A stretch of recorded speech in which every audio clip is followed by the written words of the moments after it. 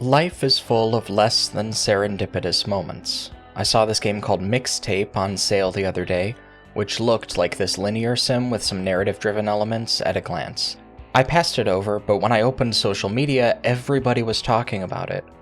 These two things likely have everything to do with each other, but they feel in experience like separate phenomenon enjoyed by happenstance.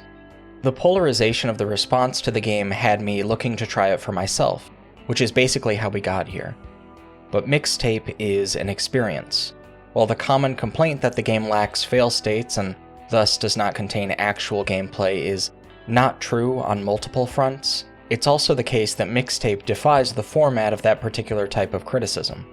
Flattening experiences into digestible checklists of positives and negatives is something I would increasingly like to avoid, and as such, I think I would prefer to write videos about my experiences with games and what I thought of them in more personal terms. But let's talk a little bit about what I think about the backlash first. There's a deep insecurity flowing through our culture.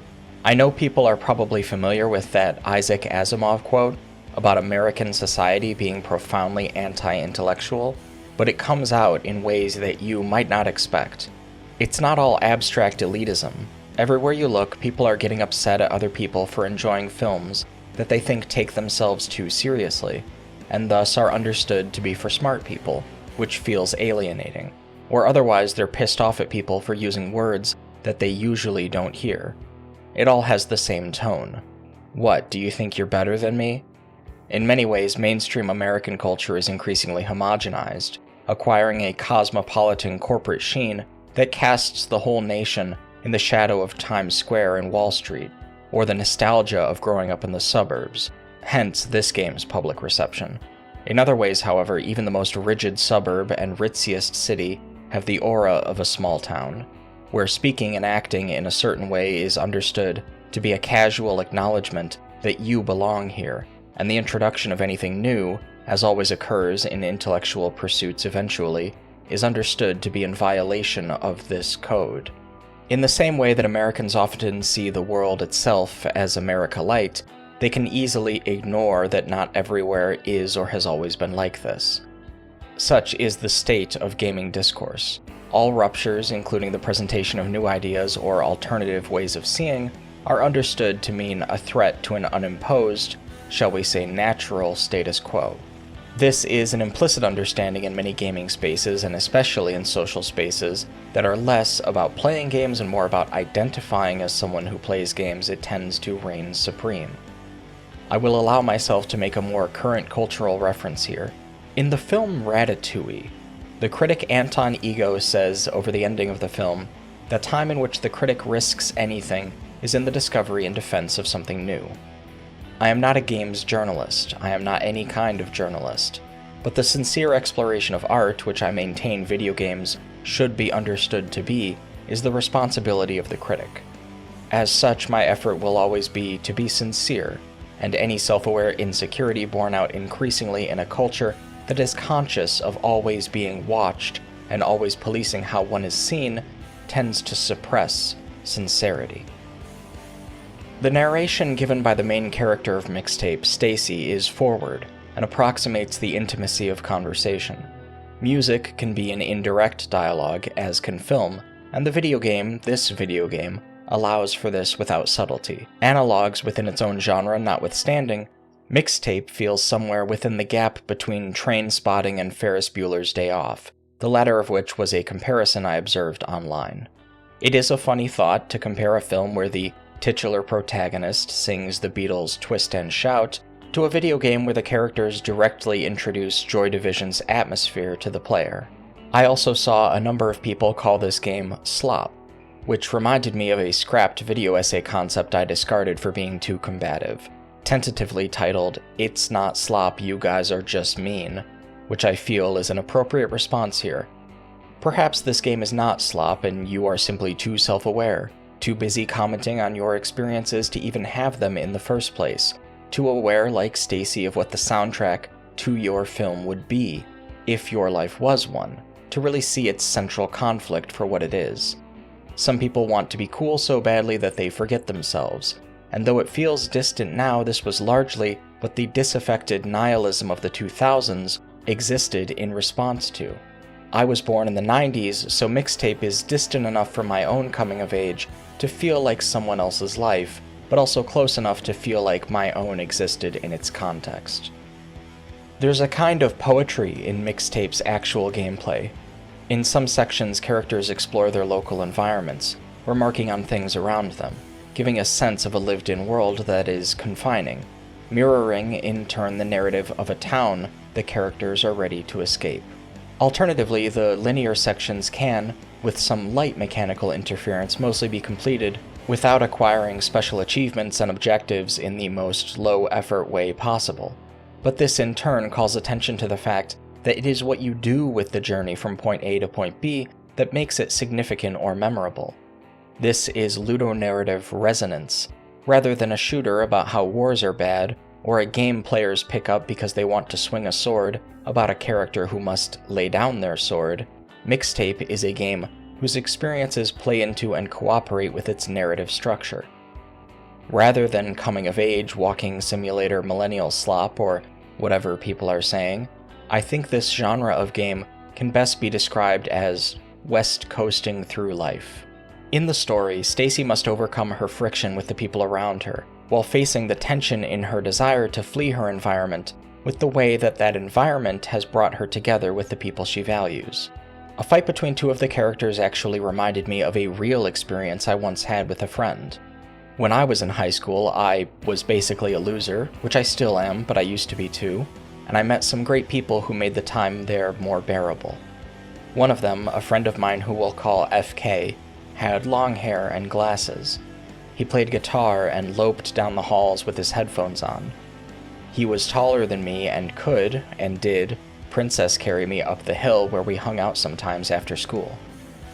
He put me onto Bo Burnham and talked to me about metal artists I wasn't interesting enough to know, and showed me skateboard tricks I was too nervous to try, and played in a band with his girlfriend, and held my hand when I put flowers in my hair, and comforted me when I was being the sad, semi-closeted neurodivergent teen that most people could understand had some deep-seated issues. He was kind in that way that punks sometimes are, and he never hesitated to say that mainstream culture was bullshit, and everything people acted like was who we should be was fake, and because of him my life became a little more real. I became that little more countercultural and bohemian, and I set down my mom's Beatles CDs and started finding some newer material. FK was a little older than me, but I was a grade ahead of him and I graduated first. I remember barely coming back after I went away to college, seeing only a few people only occasionally, and being so immersed in the new life I had in front of me that when FK reached out to me about hanging out sometime, when I was back in town of course, I said sure, some other time. I figured we had some other time. In my junior year of college, one of his family members reached out to his friends. I hadn't even known he had cancer. I had no idea he had so little time left.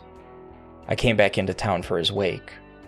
During his funeral the next day, I sat in my driveway at my parents' place, too ashamed to show up, feeling like I had wronged him in some unfathomable and personal way. I felt like I had abandoned my friend, and maybe I still think I did. I fell off the map, and again, and again, and again I walked away. There are other kinds of struggles, of course. Stacy's friend, Cassandra, is also a character to which I relate. She has to struggle against overbearing parents who limit her, lovingly, but to her detriment, keeping her safe from a world she needs to experience to survive in it, holding her back like they're afraid she's about to run into traffic, which she is. This was closer to who I was, although I was dorkier and more annoying. I feel the insecurity most of all, but it's how we respond to it that puts us on different paths. The whole titular mixtape plays out like a soundtrack to a surreal day where three friends try to make the most of their limited time together and attend one last party. The game explores their memories and bonds, but almost always in retrospect because their time is ending, or at least changing. Cassandra's confrontation with her father and his grudging understanding that he is on her side and can't hold her back is a different kind of surreal, but with everything else building up to it, it just works so well. Granted, it might not be for some people. The game is about lost time and times yet to be lost. And it's like a photograph in that way, and its contents are not universal experiences, hence why I included my own actual experiences in this essay to recontextualize it. I'd buy it on sale if you're into this kind of thing, which is basically my approach to most games. In the end, as the characters walk each other to their doors, slowly peeling off from each other, Stacy's friend Slater holds her hand tightly and then slowly lets her go, giving her one last "see you tomorrow" in anticipation of the day they'll part for the time being. This phase of their life is almost over. Watching him go, I felt a little bit like I was letting go, in that way that sometimes you set a feeling down that you didn't know you had been carrying. My friend FK, which stands for first kiss because he was the first boy I ever kissed, is gone now. But no matter how it ended, that time still matters to me. I think back on watching him shoot birds and fish in his apartment while he played Resident Evil 4, or how we ran and he tackled me in the field outside the American Legion bar, or the way he smiled at me when I had no idea what I was doing in math class. I remember the two of us jumping so hard and so high at a concert, my pants fell down and we laughed.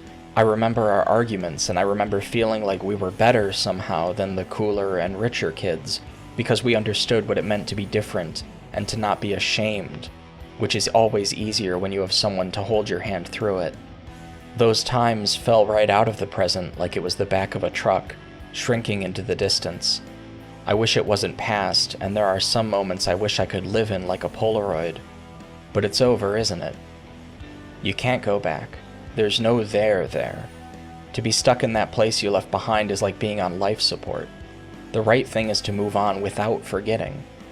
But I hope my friend would want to be here with me, that things could have been different, and we'd still be laughing, and he'd put his headphones on my ears and play me the least appealing thing I'd ever heard, and it would be a blast, like a fire too hot to hold.